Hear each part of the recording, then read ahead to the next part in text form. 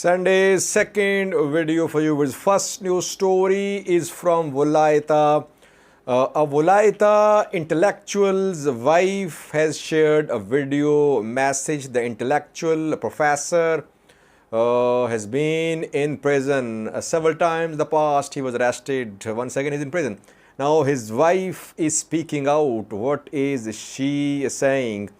Second news story, very important one, viewers. While the government is claiming that OLA is no more a threat, that OLA has suffered heavy losses, meanwhile OLA has held a general assembly, yes, with the participation of all commanders. A key meeting was held, 7-day long meeting, 1 week long discussions were held, and some key decisions were made by Oromo Liberation Army High Command. Where was this meeting held? Which main decisions were made? A third news story is about Colonel Demeke Zewdu. 2 days ago, some Amharic news sources claimed that Colonel Demeke Zewdu had said that PM Abiy had turned himself into a killer from a popular leader. But today he was seen in Wolkait. Colonel Demeke Zewdu was seen in Wolkait. A program was held there with participation of forces as well. ENDF was also there. What about Amhara Special Force? Were its officers a part of this program? What was said by Demeke Zewdu, Wolkait administrator in this program? Pictures have been shared by Amhara region state media. Lastly, viewers, a few hours ago, we heard that a large aid convoy was on its way towards Tigray. The convoy reportedly has around 200 trucks. We have a video clip for you, but where is this convoy? Why is that the convoy has not reached Mekelle, Tigray's capital, so far? Firstly, viewers, Wolaita, we know that Wolaita community, Wolaita zone have been fighting for a separate region for years, but last year Ethiopia created the southwest region separate from SNNPR. Wolaita is still part of SNNPR. Wolaita politicians, intellectuals, activists, journalists have been campaigning for a separate region and they have been under state crackdown as well in the past. Professor Assefa Wodajo has been arrested several times in the past, and once again he is in prison. Some journalists and politicians have also been arrested by government in Wolaita zone. Now, Professor Assefa Wodajo's wife has released a video message. Her name is Mintiwab Gebreselassie. Mintiwab Gebreselassie. Professor Assefa Wodajo's wife has released a video message. What is she saying? Firstly, she is very concerned about the safety of her husband, that her husband is in danger, his life is in danger. Secondly, she says that other prisoners who have been arrested, they are also in danger, their lives are in danger. She is calling upon Wolaita intellectuals, Wolaita political parties, the diaspora to speak out, to speak against the arrests, detention of Wolaita intellectuals and Wolaita politicians. Watch this video showing Mintiwab Gebreselassie, Professor Assefa Wodajo's wife, calling for help. እንዲደርስ የምፈልገው ነገር ስለ ባለቤቴ ስለ አሰፋ ወዳጆና ስለ ትግር አጋሮቹ ማስተላልፈው መልእክት የምናገረው ነገር አለኝ። ምንድነው እሱም ባለቤቴ አሰፋ ወዳጆ ከዚህ በፊት በተለይ Second news story is from Oromia. Government launched a military campaign against Oromo Liberation Army more than a month ago. Government says that OLA is no more a threat, but OLA has held a general assembly with participation of all the commanders. Week-long meeting was held. Where was the meeting held? The meeting was held in Wolaita. Wolaita is still the stronghold of Oromo Liberation Army. Reportedly, the General Assembly was held in West Wolaita between 16th of May and 23rd of May. Almost a week-long discussions were held. Top OLA commanders from 5 commands were part of this discussion. OLA has mainly 5 commands, 2 in Western Oromia, 2 in Southern Oromia and 1 in Central Oromia. Obviously, Jal, Kamachoboy, Jalmaro, Jal Saniye from Central Command, they were part of this meeting. Some key decisions have been made in this meeting. Firstly, OLA apologized for any wrongs, any excesses committed by its new members. At the same time, OLA says that government has recruited several persons who are committing atrocities against civilians in the name of Oromo Liberation Army.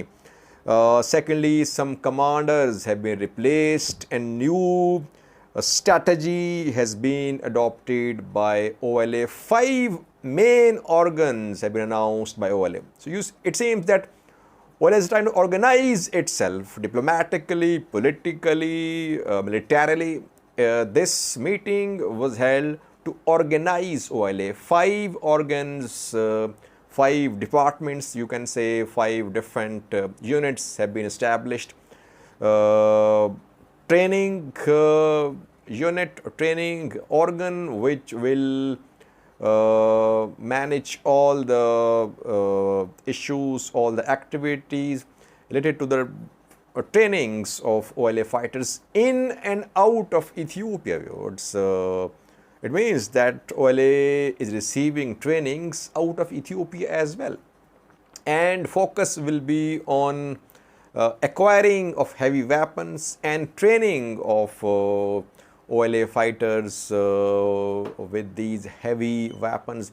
OLA does not have tanks, artillery pieces, drones, and OLA has been trying to acquire this weaponry, this type of weaponry. Despite alliance with TDF, OLA could not acquire such weapons. Now it seems that OLA wants to turn into an army from an armed group. That is why OLA will try to train its fighters to use tanks, artillery pieces, etc. A discipline wing has also been formed to ensure that OLA fighters are not involved in any atrocities. Political wing has been established and diplomatic wing has been announced which will engage the players, political players, civilian players in and out of Ethiopia, and on constituency level OLA will try to have its presence on the ground. Now it seems that this meeting was held to reorganize Oromo Liberation Army because obviously an operation was launched and this operation definitely has had some impact on OLA's capabilities. So OLA wants to reorganize itself. At the same time, it seems that OLA has decided to launch its struggle on its own now. It isn't going to rely on Oromo Federalist Congress or even OLF, which is OLA's political wing. I think OLF is close to OFC. We have seen meetings between newly released Colonel Gamache Boy and Jawar Mohammed. Both OLF and OFC are on the same page. OLA seems to be starting an armed struggle on its own. OLA is not gaining support from Jawar, from OFC, though OFC is against operation against Oromo Liberation Army, but openly Jawar's party, OFC, does not support Oromo Liberation Army. It seems that OLA has decided to launch a new phase of their armed resistance by organizing the armed group. Let's see, will this organization of the OLA have an impact?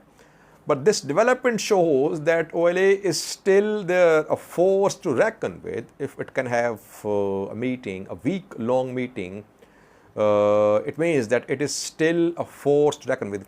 And secondly, the meeting ended on the 23rd of May, but then the news of the meeting was released after a few days, because the commanders were given time to report to their places. And now when they have arrived safely to their places of their jurisdiction, now this meeting has been announced that it happened.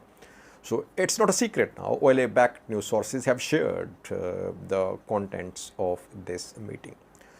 Thirdly, viewers, very important news story is from Wolkait, Western Tigray. 2 days ago, Amharic news sources were claiming that Colonel Demeke Zewdu issued a very strong statement against PM Abiy. He said that PM Abiy was a killer, but Demeke Zewdu was seen today in Wolkait with members of Ethiopian National Defense Force.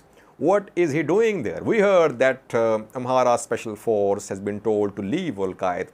Fano has been told to leave Wolkait. So what was this program about? The program in Wolkait was held with the participation of, firstly, Colonel Demeke Zewdu, who is head of security of this zone. Secondly, administrators of Wolkait Marasagade, like Kibriab, Simachu, they participated. Thirdly, Ethiopian National Defense Force commanders, they were there. Fourthly, some Amhara Special Force commanders were also there. It was a Thanksgiving program that Wolkait is thanking its heroes. The title of the story is that Wolkait thanks its heroes. The story is shared by Amhara state media. So the program organized with the participation of locals as well, religious leaders too, and forces, to honor the services of the forces. The speakers like Demeke Zewdu, who spoke, and others, they said that TPLF committed atrocities against the people of Wolkait, and forces sacrificed to retake this territory, and Wolkait is now free. It will always be free. Amhara Special Force commander also there. But question is, the pictures which state media have shared only show ENDF members. You can see the pictures of today's program in Wolkait. These pictures only show Ethiopian National Defense Force commanders members. I have not seen a single picture showing Amhara Special Force members. It means that the program was mainly attended by Ethiopian National Defense Force. Some Amhara Special Force commanders might have been there as well, but mainly ENDF was there. So it means that the statement which was being attributed to Colonel Demeke Zewdu against PM Abiy, it was false, it seems. He is sitting with ENDF members. He is there in Wolkait, and some Amhara Special Force commanders might be there. But Amhara Special Force was told to leave Wolkait, and there might be some commanders, some units in Wolkait, but several units of Amhara Special Force, they left Wolkait. But again, this development shows that it's not that Colonel Demeke Zewdu is out of Wolkait. ENDF is at least there. These pictures confirm that ENDF is there. We're not sure about Amhara Special Force. Some units did leave Wolkait. Some commanders might be there. But government is trying to pacify the people in Amhara region that Wolkait is still under Amhara control, government control, and government is not going to give it back to Tigray Preparation Fund. Fourth, viewers, yesterday we learned that large convoy of 8 trucks was on its way towards Tigray. But the convoy has not reached Tigray so far. The largest convoy so far is going to arrive in Mekelle in coming hours. We have a video clip for you. The convoy left Samra, I think, yesterday, but it hasn't entered Tigray's capital, Mekelle, so far. Watch this video showing this convoy. When the video was recorded, the convoy was in Samra. It was about to move towards Mekelle.